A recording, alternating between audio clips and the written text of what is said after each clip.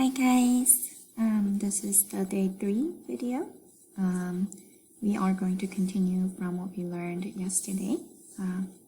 So there are two more types of equations, formulas that I want you to know.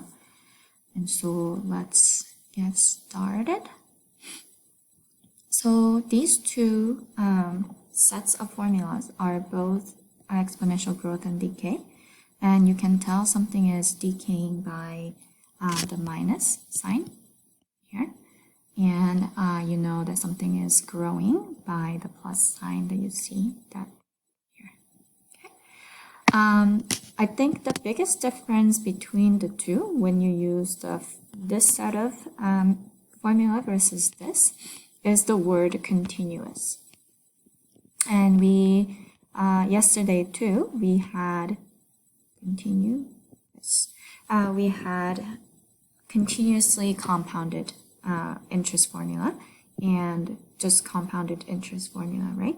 So I think this first set of formula is basically when they don't say anything about being continuous and they don't even say if something is compounding in a certain period of time, then you would use the first set of the equations. And then if they are more specific about how everything continues growth, then you will use these two. Another very common example for this second set of equation is actually half-life. So we're going to see an example of that as well. So let's start with the first example. It says the cost of a pair of tennis shoes increased about 5.1% every year. So we have a rate, which is 0.051. And about how much would a $50 pair of tennis shoes cost 25 years from now? Okay, so we know the principal is 50 and T is 25.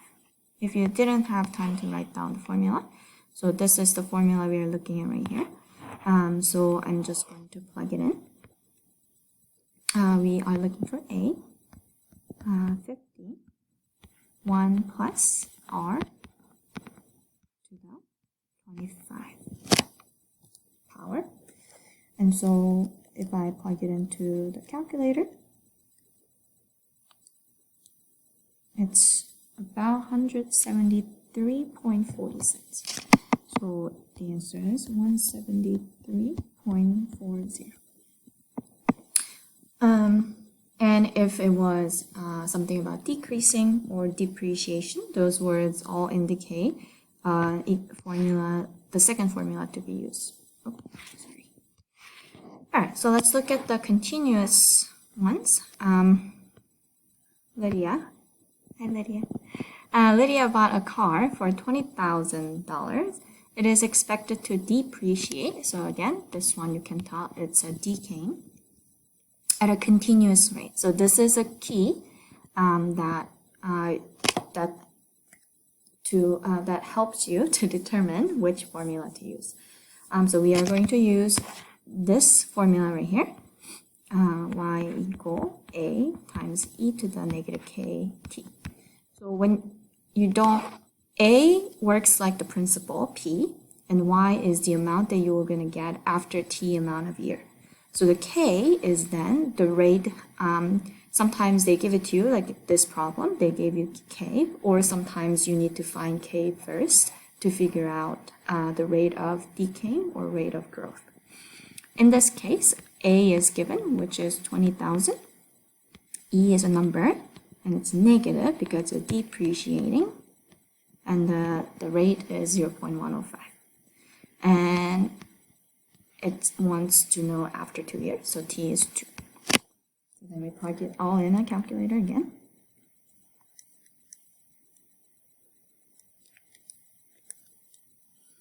And I get 16211.68. That's after rounding.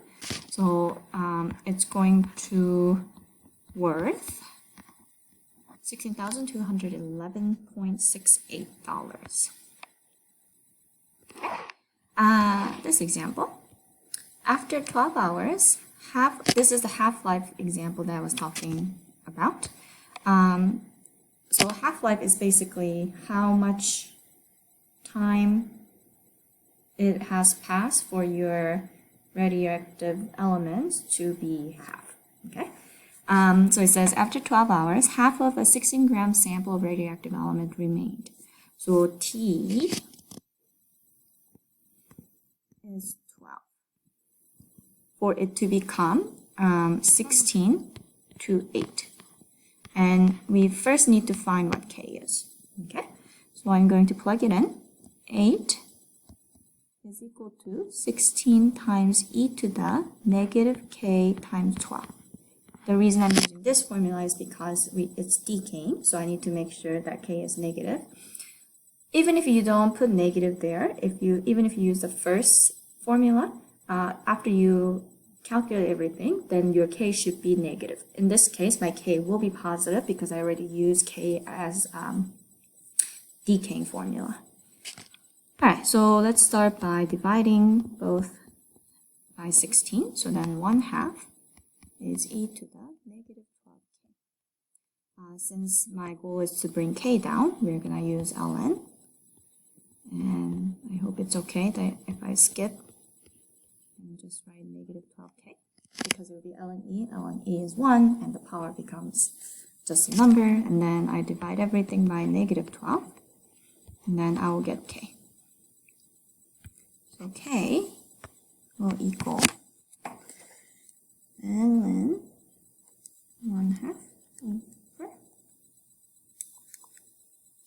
negative 12. So k is 0.05776. So it says write an equation modeling its exponential decay. So my answer would be y equal 16, because I started with the 16 gram, e to the negative 0.0578. I'm just going to round it up. That will be my equation. Okay. So 16 came from the fact that it was a 16 gram. Okay. So this is basically it for the formulas that I want to explain to you. So I have a challenge problem because it mixes both growth and decay. So let's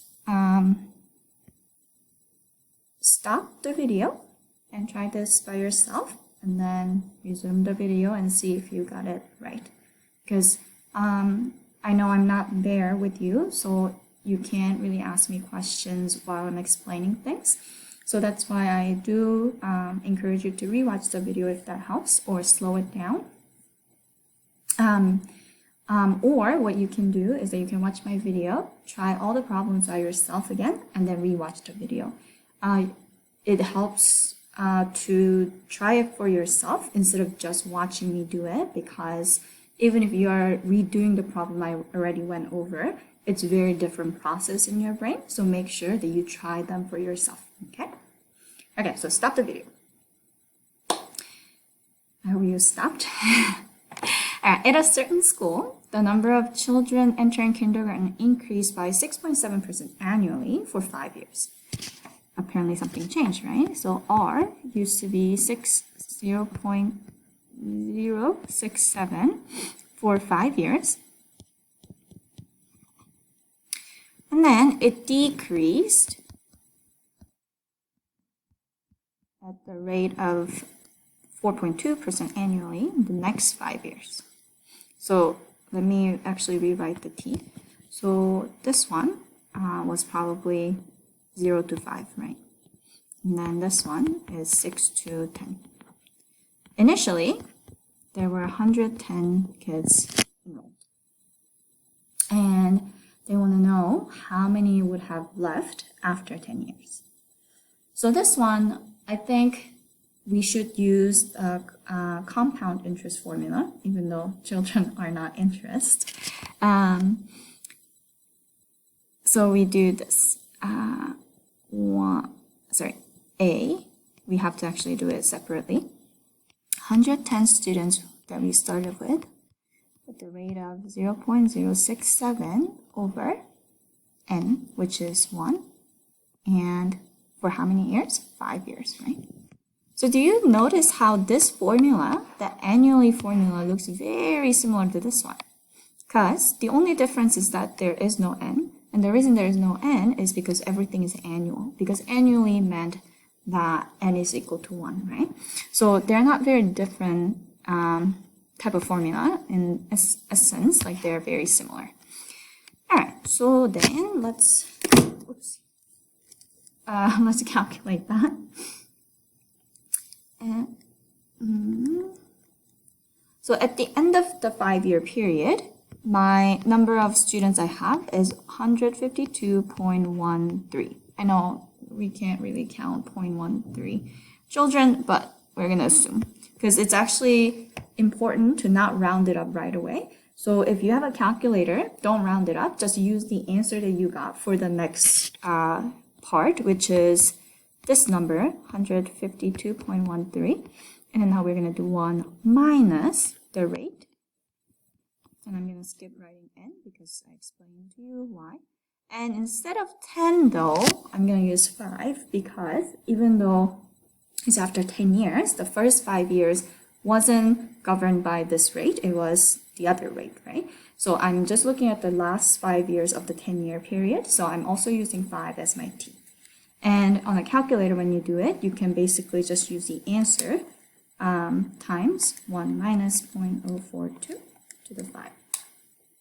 So I end up having 122.76 kids. So I'm just going to round it up, I guess, down, because I don't know.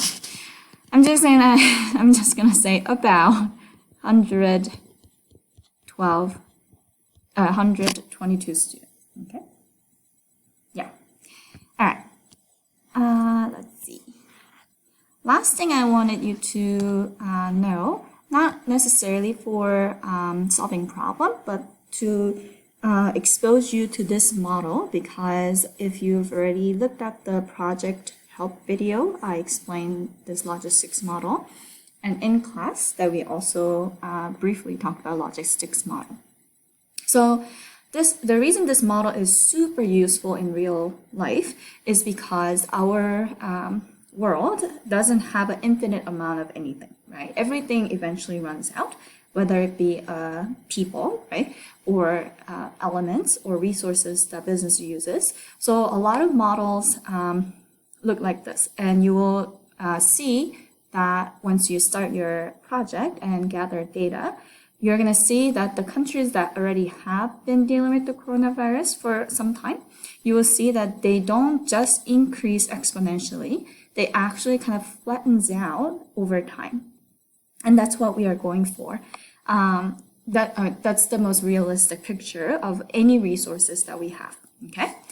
So this graph is just for you to understand. Obviously, it looks kind of scary with all these variables. The only thing I think that you needed to know was that b was less than 1, but a, b, c are all positive numbers. Okay.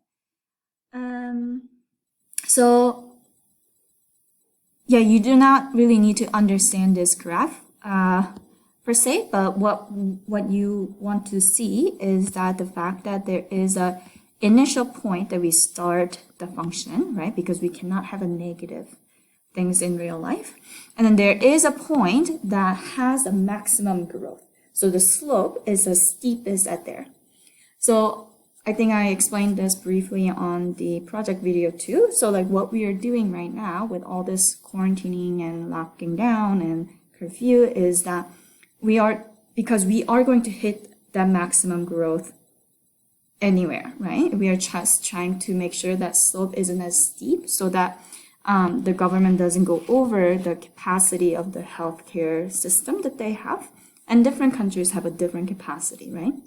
So that's why some countries are okay not carrying out such a restrictive measurement, whereas Jordan, it's probably very smart of the government to actually impose all this because their capacity probably isn't as high. So I miss you guys. Hopefully this helped, and please don't hesitate to contact me, email me, and comments, and however you want to contact me. Bye!